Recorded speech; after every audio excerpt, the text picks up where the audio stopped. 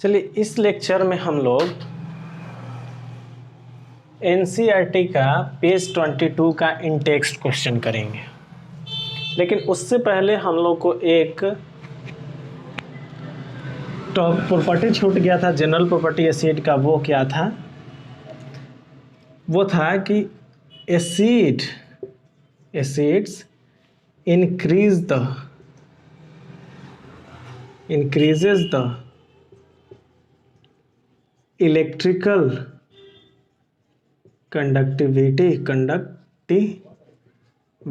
of solution। ठीक है ना? जैसे सपोज करो कि ये हम लोग का एक सॉल्यूशन,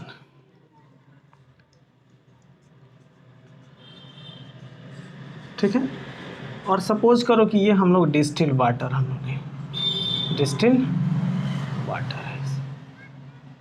ठीक है, डिस्टिल वाटर। तो अगर हम लोग को इसको एक सर्किट से अगर हम लोग जोड़ देते हैं,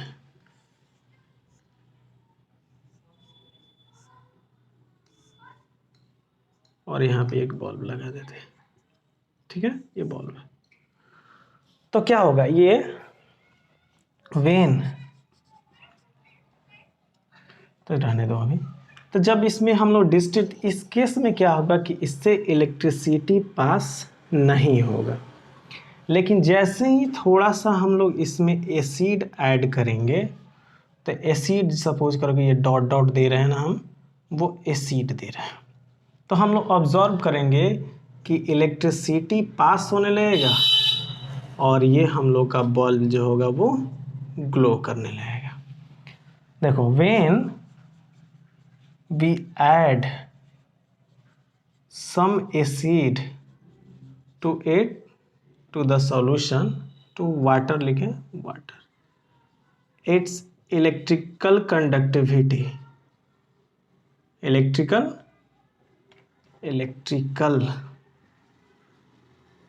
conductivity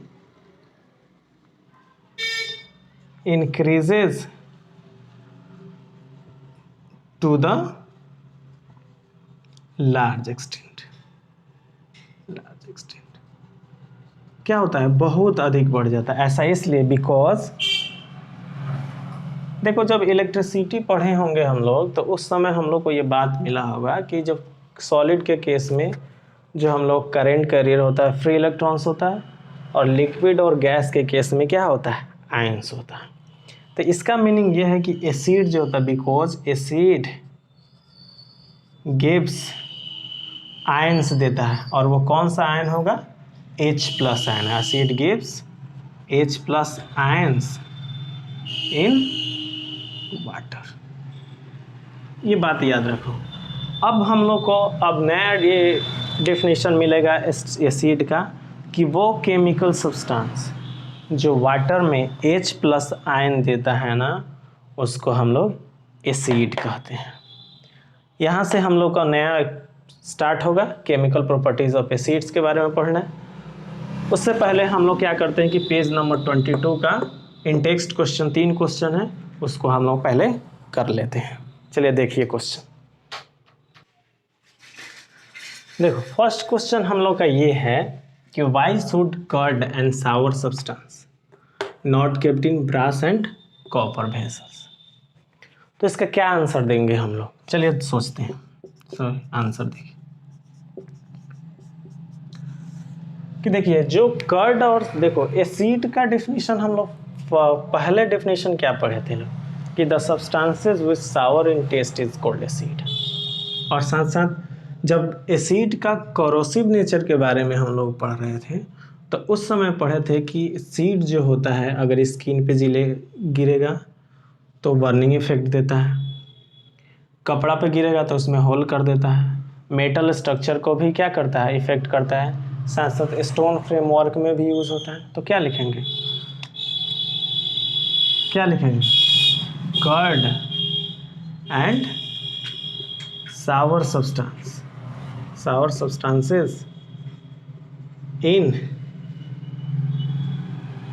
substances are acidic in nature. Acidic nature का होता है पहला ही डेफिनेशन हम पढ़े थे लोग कि एसिड क्या होता है, the chemical substance which is sour in taste is called acid and effect most of the metals, और बहुत सभी मेटल्स को, बहुत अधिक मेटल्स को इफेक्ट करता है। And when we keep the curd or sour substance in brass or copper vessels, it affect them। अब देखो मेटल जब एसिड के साथ बना रिएक्शन करता है तब मेटल साल्ट बनता है, और साल्ट के बारे में हम लोग पढ़े हैं कि हो सकता है कि पॉइजनस हो सकता है। Affect them and make the curd poisonous. Curd और कर्ड, सिर्फ कर्ड लिखें, और एनी सावर सब्सटेंस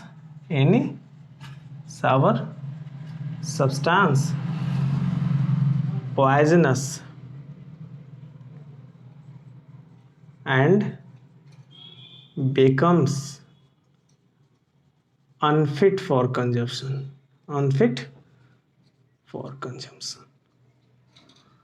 सीधे एक लाइन में आंसर ये है कि जो भी कर्ड या सावर सब्सटेंस एसिड होता है, और एसिड क्या होता है, मेटल्स के साथ रिएक्शन करता है तो मेटल साल्ट बनाता है, और वो मेटल साल्ट हो सकता है कि पॉइजनस हो। तो अगर पॉइजनस हुआ तो ये हम लोग को खाने के लायक ही नहीं बचेगा, अगर हम लोग खाएंगे तो मरेंगे। ठीक है, तो ये पहला क्वेश्चन हो गया। अब चलिए दूसरा क्वेश्चन देखते हैं क्या है। देखिए दूसरा क्वेश्चन हम लोग के पास ये है कि which gas is usually liberated when an acid react with metal. कौन सा गैस लिबरेट होता है जब एसिड मेटल के साथ रिएक्शन करता है? तो हम लोग क्या पढ़ें, आंसर देखो कि एज वी नो दैट जब एसिड मेटल्स के साथ रिएक्शन करता है तो क्या बने, पढ़े हम लोग, metal salt plus hydrogen gas बाहर निकलता है। तो पूछ रहा कि कौन सा गैस, विच गैस लिबरेटेड, इस वाले पढ़ता क्या लिखोगे, H2 gas liberated clearly,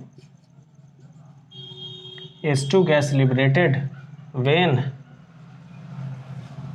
acid react with metal, जब वो मेटल के साथ रिएक्ट करेगा। दूसरा क्या पूछ रहा है कि एक एग्जाम्पल दो, एक एक एसिड ले लेते हैं, जैसे HCl ले लेते हैं और सोडियम ले लो, तो NaCl प्लस H2, एक एग्जाम्पल दे देते हैं, ये बैलेंस कर दो, हो गया।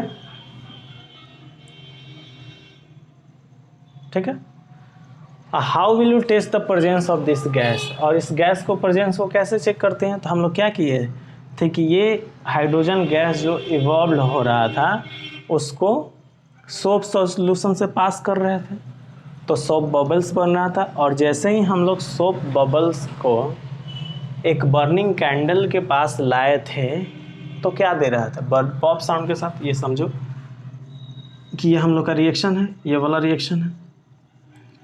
तो ये हाइड्रोजन गैस को हम लोग क्या किए थे, ये सोप सॉल्यूशन से पास किए थे हम लोग, पिछले लेक्चर के बात है।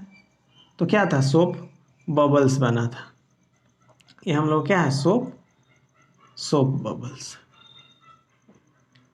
और यहाँ से जैसे ही हम लोग एक बर्निंग कैंडल को लेके आए थे लोग, तो ये कैसे जल रहा था, पॉप साउंड के साथ, ठीक है ना। और यहाँ से कौन सा गैस है, H2 गैस है ये। तो क्या करोगे कि टू क्या लिखेंगे, to test the presence of gas we pass the gas to soap solution। हम लोग यहाँ से पास कर देंगे सोप सॉल्यूशन से, pass the gas to soap solution, then तब क्या होगा, soap bubbles form, soap bubbles हम लोग का बनेगा।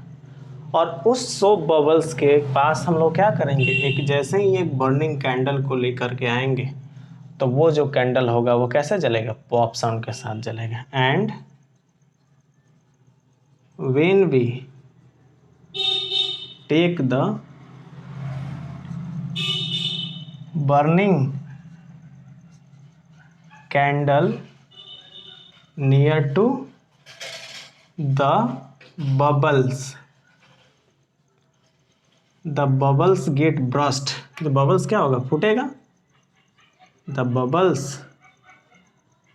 Gate burst and candle, candle दिख रहा है ना ये,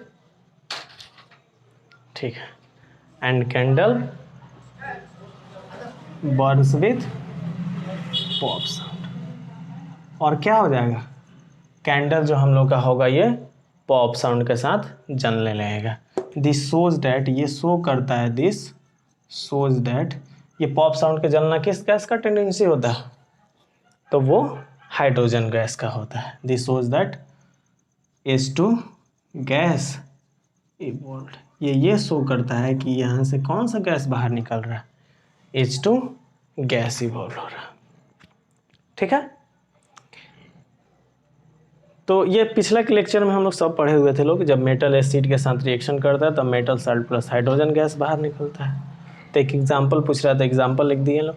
और कैसे हम लोग टेस्ट करेंगे, तो जैसे ही एक बर्निंग जो गैस बाहर निकल रहा है उसको सोप सॉल्यूशन से पास करेंगे। तो घर में भी हम लोग करते थे लोग, सोप सॉल्यूशन से जब हम लोग एयर क्या करते, एक पाइप लेके एयर फूकते थे तो बबल्स बनता था। तो वो बबल्स को हम लोग क्या करेंगे, ये जो बबल्स होगा, जैसे ही एक कैंडल जलता हुआ कैंडल या कोई भी बर्निंग सब्सटेंस लेके आएंगे तो क्या होगा, ये हम लोग का पॉप साउंड के साथ बर्निंग कैंडल पॉप साउंड के साथ क्या होगा, जलेगा। तो ये इस बात को शो करता है कि जो गैस इसमें इवॉल्व हो रहा है वो हम लोग को हाइड्रोजन गैस है। अब चलिए तीसरा देखते हैं क्वेश्चन क्या कहता है। देखिए ये लास्ट क्वेश्चन है कि एक मेटल कंपाउंड ए है, मेटल का कंपाउंड है, वो रिएक्ट कर रहा है हाइड्रोक्लोरिक एसिड के साथ तो प्रोड्यूस एफरवेसिन। तो ये किस में था, कार्बन डाइऑक्साइड गैस निकल रहा था जिसमें एफरवेसिन के बारे में बताए थे। और ये रिएक्शन जब एसिड का रिएक्शन कार्बोनेट और बाइकार्बोनेट के साथ हम लोग रिएक्शन पढ़े थे तब था। और जो गैस बाहर इवॉल्व हो रहा है ना, वो बर्निंग कैंडल को एक्सटिंग्विश करते हैं, यानी कि बुझा दे रहा है। तो जाहिर सी बात है जो गैस बाहर निकलेगा वो कार्बन डाइऑक्साइड गैस होगा। Right a balance chemical equation for the reaction if one of the compound form is calcium chloride. तो कैल्शियम का ये कोई कार्बोनेट होगा। तो देखो क्लियरली मेटल ए जो होगा, metal A is calcium carbonate. ऐसे यही ना साबित होता है कि मेटल ए जो है वो कैल्शियम कार्बोनेट है। देखो कैल्शियम का कार्बोनेट होगा तभी तो हम लोग को कैल्शियम क्लोराइड मिलेगा ना, इसलिए कैल्शियम कार्बोनेट होगा। इसका फॉर्मूला होता है CaCO3। The gas evolved burning candle, right a balance chemical equation. तो ये केमिकल इक्वेशन बैलेंस लिख लो। ये कैल्शियम कार्बोनेट और किसके साथ रिएक्शन बोल रहा है, हाइड्रोक्लोरिक एसिड के साथ, डाइल्यूट HCl के साथ। तो ये क्या हो जाएगा, CaCl2 plus H2O plus CO2 हो गया। ये हम लोग को बैलेंस केमिकल इक्वेशन पूछ रहा है। तो बैलेंस को यहाँ पे कैल्शियम एक है, तो यहाँ पे क्लोरीन 2 है, तो यहाँ पे 1 है, 2 कर दो, हाइड्रोजन 2 हो गया, और ये 3 और 3, ये बैलेंस हो गया। फिर पूछ रहा है कि वन ऑफ द कम, ठीक है ना, कैल्शियम करे द गैस, हो गया, बस इतना ही है। Write a balance chemical equation for the reaction if one of the compound form with calcium carbonate. तब मेटल ए क्लियरली लिखोगा मेटल ए कैल्शियम कार्बोनेट और उसका एक केमिकल इक्वेशन लिख के बैलेंस कर देना है, बस हो गया। नेक्स्ट लेक्चर जो हम लोग का होगा एसिड एंड बेस साल्ट का, उसमें हम लोग पढ़ेंगे केमिकल प्रॉपर्टीज़ ऑफ एसिड्स के बारे में। ये हम लोग जनरल प्रॉपर्टीज़ पढ़े हैं एसिड्स का, अब हम लोग पढ़ेंगे केमिकल प्रॉपर्टीज़ ऑफ एसिड, यानी कि एसिड का आयंस के बेस पे H+ आयन देगा सॉल्यूशन में, उससे रिलेटेड सब कुछ हम लोग पढ़ेंगे। ठीक है, अगर यहाँ तक में कुछ भी डाउट है तो कमेंट कीजिए, लोग पूछिए।